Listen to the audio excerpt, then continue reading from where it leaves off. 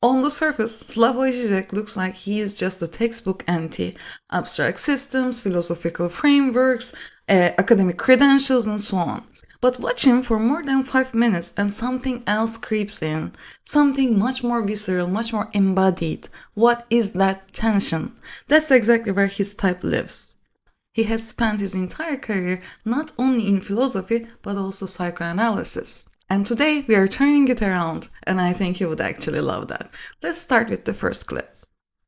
So we will be figuring out his MBTI type by using objective personality framework. There are 3 big coins in objective personality: observer versus decider, self versus tribe, and control versus chaos. So let's just focus on these 3 in this video clip. I hate life. Hi. You hate life? Running from 7 around. It's Alex. a hell of a day. Well, hi. Good to meet you. Okay, whatever. I should keep it on it. So we go my place there, no? Amazing, fantastic.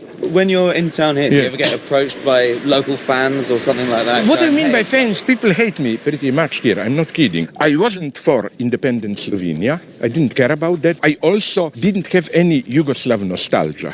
Many leftists have it, and they consider me a traitor there. My nostalgia is for the old times 40 years ago, when I was young. You know, even phones were not used so much. This was nice because once a day in the morning, post arrived, and that was it. That was all communication. Yeah, then you know you are free for 24 hours. I noticed you've got Joe Stalin on your... This is just so that I don't mean you personally, idiots when they enter the flat ask me why do you have them. It's strictly for this. It's just to annoy people. It's absolutely just to annoy people. I've read on the front of your books it's quoted that you're the most dangerous philosopher in the West. You don't seem very dangerous to me. Here I must disappoint you. You know, I am this type of a Joker guy. I mean Joker from Batman, you know. Yeah, I know. I laugh and so on, but I can be a Stalinist. If you give me power, I know how to use it. That's why I'm afraid almost of myself. I don't want power. I'm extremely sensitive. It's beautiful that you were on time there. Yeah. You know, even in love relations, you know what's my motto? I quote Lacan. When he says, my fiancée is never late for an appointment because the moment she is late, she's no longer my fiancée. That's the attitude. You know what's one of my tricks? I like it. When I give a talk, or especially if it's a debate, it's good to begin on time or even a little bit earlier. Because then people who are even on time or 2 minutes late feel a little bit guilty, you know. Why do you want them to feel guilty? Just so Because they don't ask stupid, annoying questions. I hate debates. People think that I like to give talks. No, I like to write. We have quite some clues on his MBTI type in this video clip. So let's start with the biggest one, observer versus decider. This is for idiots. Oh, I don't mean you personally. Switching right away. And that is just to annoy people and afraid of power because he knows he will be a jerk. Very quick switch between self and tribe. That's what we call an observer or a double decider in objective personality. Which means one has their observing functions at the top and at the bottom, and in the middle, they have their self and tribe or thinking and feeling functions in the middle. That's why we call it double decider. So, yeah, he clearly is an observer. Being punctual is very important to him. Apparently, he's joking about it, he's punching about it, so it looks like there's a chance that he has masculine sensory. I'm just saying it because we have seen it. He likes people to feel guilty so that they do not ask annoying, stupid questions. That just means no play at all for me, please. And then he's talking like people think that he likes giving talks, but no, he likes writing. That is like, okay, last, maybe not last, but maybe third. Is that a hobby animal? What is it? I hate debates. Is it like punching with feelings or punching with self? That we will see. Let's check another video clip. Should be violently ripping themselves apart from the ideologies. Yeah, but you have more intelligent ways to do it. Like my favorite example here from Fight Club. You know when he confronts his boss and then starts to beat himself. This is a much more painful, shocking scene than if he were to attack directly the boss. This is a better example, I think. if you want to do critique of ideology, if you want really to get free, first you have to beat yourself. If you wanna get free, who is talking about freedom? Free, like, is this gather above organized? Maybe. First, you have to beat yourself. Is this self responsible for everything? Self above tribe, maybe? And he was also talking about there are more intelligent ways to do something. Intelligence is about intuition and thinking. So NT in objective personality. Given he's also a philosopher and a psychoanalyst and so on, I'm leaning more on NT above everything else. Let's continue. What type will be this? Do I give you a short discourse or it's quick exchange? How it is? Oh, planned? it's fairly free flowing. So I'll ask a question and you can just go on. I'm not going to do. That's not good to. Oh no, say it's not to good. me. No, it's not. Because then, let's say you ask me a question and you stop me at 10 to 2. Yeah, no, yeah, exactly. That's it. Don't- Look, if I want to come in, I'll go like that. No, you should be more like this innocent level. You should be a little bit more explicit, you know. Define the style of this human interaction. Why? And freestyle is no good for him. And he knows that he can blast for a while. So that is just telling me there's no play at all. You give me the structure, that's also something. You give me the structure, you define this human interaction. We tend to outsource our last animal, our last function. Everybody else has to fill in that void. So what I'm seeing here, the play, like he doesn't like the play. Freestyle is no good and he knows that he can talk. He really can, by the way. But he doesn't like to play. He doesn't like to ping pong. And he's shoving some jokes to control the mood. That is telling me, because he's doing it in such a weird way, this is double masculine SF blast as a weakness. Okay, now let's see where the fear is. Happening in academia. You have all these free access journals, but you know how they function. Already some people suspect the majority of texts are written by ChatGPT. Then many of these journals use they fake reviewers, use ChatGPT to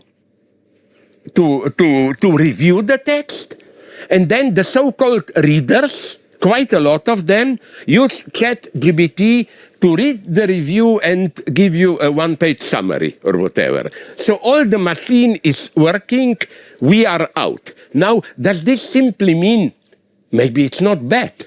We can reflect, do nice things, listen to music. No, because the other side of this machines are doing is that machines are also including us. Like my real fear, I wrote a book on it, is what Elon Musk calls Neuralink, but Zuckerberg is also doing it. This frightens me. Maybe it will not be so bad. Just know, this idea of a direct link between not just my brain, the flow of my thoughts, and the digital machine. This means that the one who controls the machine can, up to a point, literally control my thinking, implant it, and so on. And our basic notion of freedom is, and it's good, I am here in my thoughts, I am free. Reality is out there. This will no longer hold. And sorry for being a dirty old man, but this will be horrible for sex, you know. Let's say I exchange glances with some potential partner. No flirting, no, our brains are connected. Yes, okay, we both want and so on. It will do something, I'm too stupid to predict what.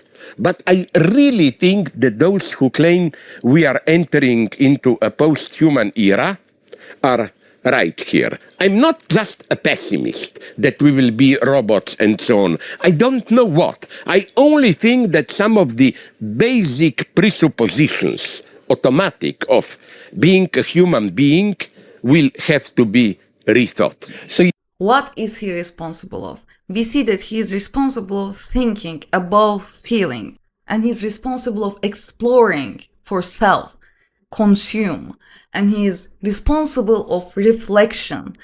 And he's talking about reflection as a nice thing that is about sleep animal in objective personality. He was very honest about his biggest fear in this video, and he's talking about Neuralink, and he's defining it, and how he's defining it is where we see if it is really his biggest fear. And he's talking about control of his thought flow through a machine. Thought flow.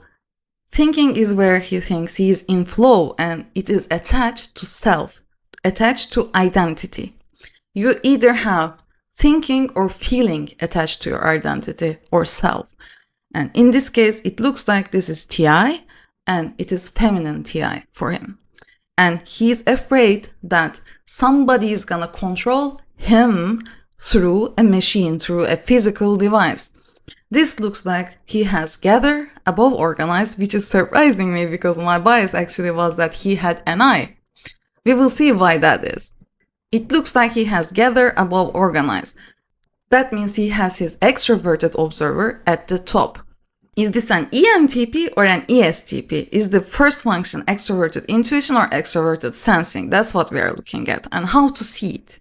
He's talking about the imbalance between intuition and sensing. That is just a point of being an observer, nothing else. And in my thoughts, I am free. Reality is out there. So he's actually talking about having intuition above sensing. That was a bit surprising for me because I was expecting him to have an I, but he's a gatherer, and this looks like this is extroverted intuition at the top. Just to prove that he has TI and FE, I was thinking about, okay, let's talk about extroverted feeling. Do I see extroverted feeling actually? And I do. He's talking about relationships in a very open way, and he's quite shy about it. So that looks like masculine FE. And it looks like he's not gonna move in the SF. That is where he has his masculine functions. Let's have a quick look on his social type. You know, this idea that, this will sound so horrible, I believe in a spiritual sense of life, but I don't think you should posit happiness as your direct goal. You should have a vocation. My God, I'm ready to die, I have to do this. And then, you should invite him. He hates me, but he's intelligent. A Norwegian theorist of action, John, just J-O-N, Elster. He developed a wonderful theory of states which are necessarily a byproduct. Like, for example, if I want to act with dignity, it should be shown in how I act. If I say, don't you see, I have dignity, it's ridiculous. And so I think happiness is something like that. If you strive directly for happiness, you ruin it. And I try to follow it. I'm a total workaholic. So if you ask me, are there, this is almost tragic, but it's literally true. Are there moments when I feel somewhere close to happiness? Yes. When I finish a book, which I think, I may be wrong, it's good, the manuscript, not then. Then I have to make a plan, some basic notes, what the next book will be.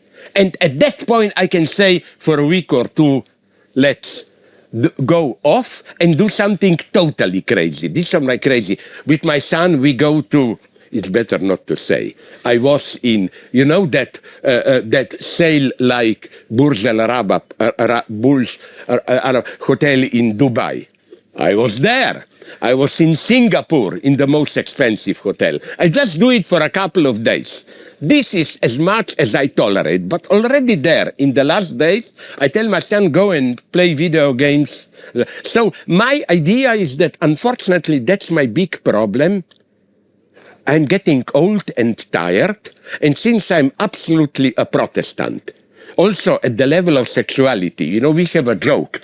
I don't know where you British, whatever you are, British Church fit.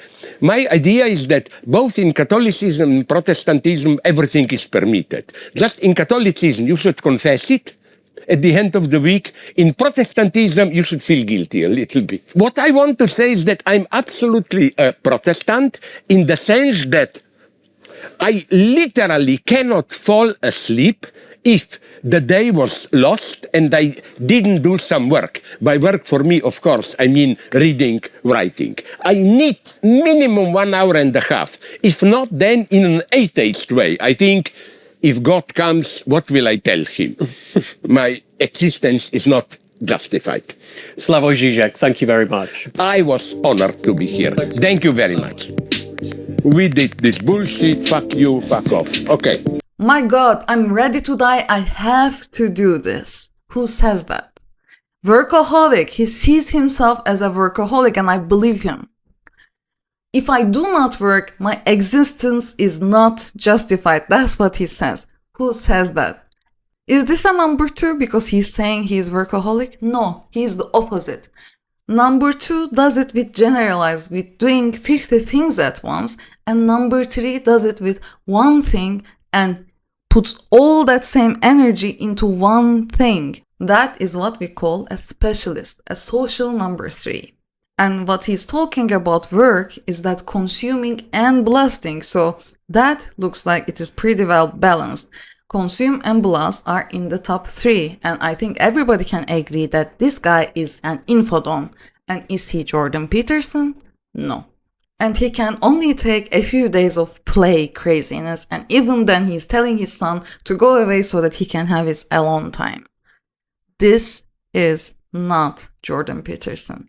So the type I came up with for Slavoj Zizek is an ENTP, a double masculine, an ETI, consume, sleep, blast, play last, number 3. Please let me know what you think about this type in the comments below. See you next time.